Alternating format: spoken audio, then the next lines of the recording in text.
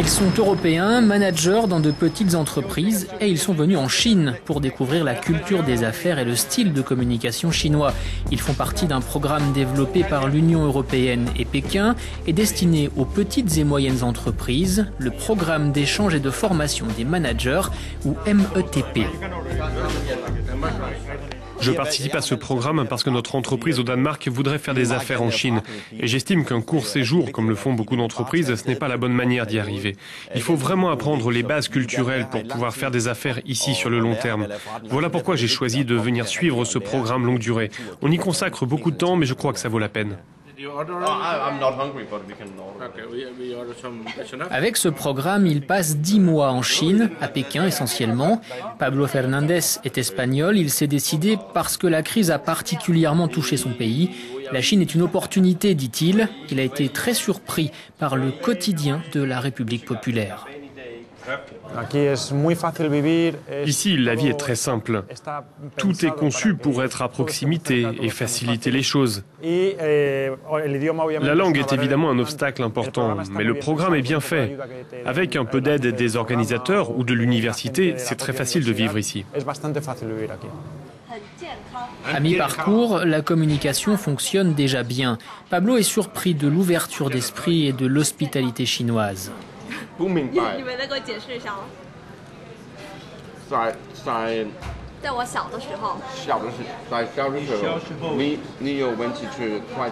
Mais tout n'est pas positif pour autant. Ils crachent dans la rue et parfois ça sent très mauvais. On trouve parfois des décharges en pleine rue, on passe à côté et l'odeur est insupportable. Mais bon, ce sont des habitudes auxquelles il faut s'adapter. Pour eux, c'est normal et si on vient ici, il faut le faire avec ouverture d'esprit, prêt à s'adapter. L'apprentissage de la langue est bien sûr un aspect primordial du METP. Qu'ils soient novices ou qu'ils aient un peu d'expérience, les stagiaires apprennent pendant 7 mois le chinois des affaires à l'université de Pékin.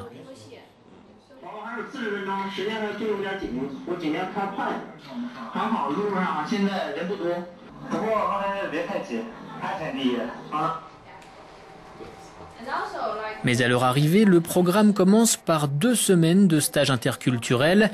Almut Rossner est consultante en management en Allemagne. Elle se souvient des premières difficultés rencontrées lors de ces 15 premiers jours.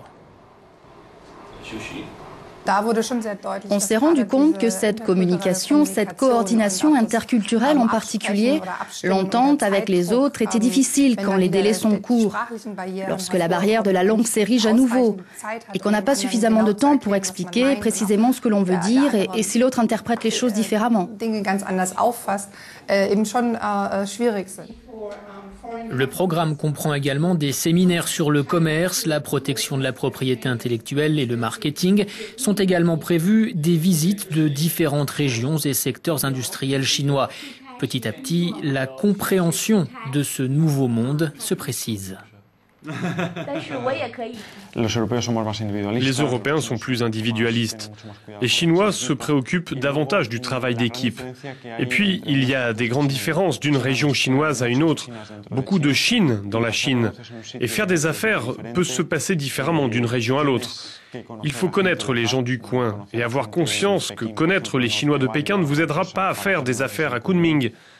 Avant d'arriver ici, je ne savais absolument rien de tout ça.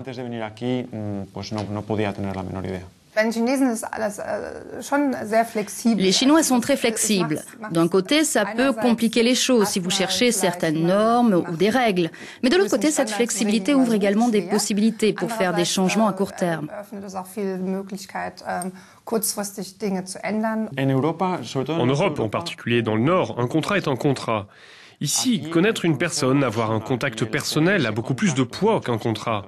Ici, un contrat n'a que très peu de valeur. Si vous avez un client et que ce client a l'impression d'être maltraité à un moment donné, il prend le contrat et le déchire et c'est terminé. En Europe, ce n'est pas possible.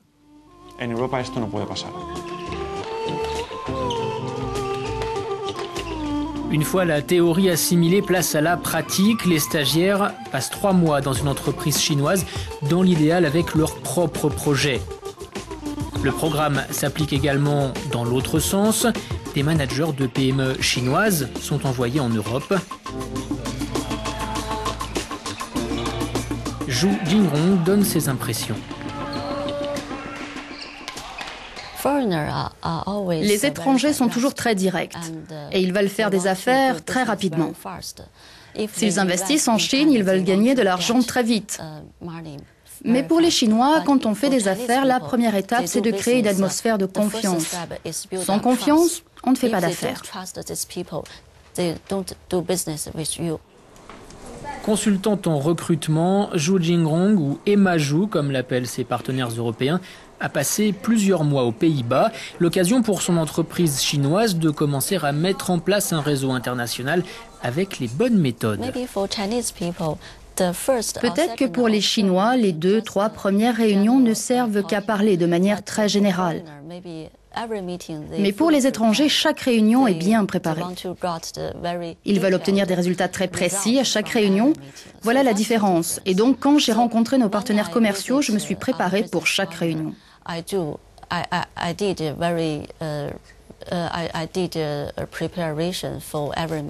La Chine est un partenaire commercial de plus en plus important pour l'Europe. Le programme METP vise à fluidifier les échanges bilatéraux. À long terme, Bruxelles espère même pousser la Chine à faire des réformes pour améliorer les normes de sécurité et environnementales. Mais n'est-ce pas un peu trop ambitieux ?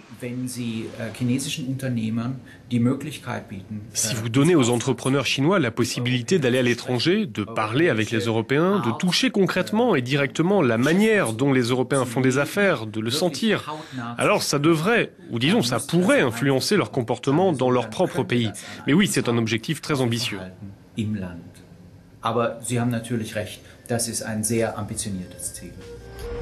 De l'ambition et une très forte détermination de la part des Chinois à obtenir les meilleurs résultats possibles. C'est également ce qu'a constaté Almut Rosner lors de son séjour en Chine. À partir du moment où les Chinois ont acquis une véritable expérience du travail international et qu'ils parlent très bien anglais, bien sûr qu'on se demande mais comment ça va être en Europe ? Quelles conséquences cela va-t-il avoir pour nous sur le marché du travail ?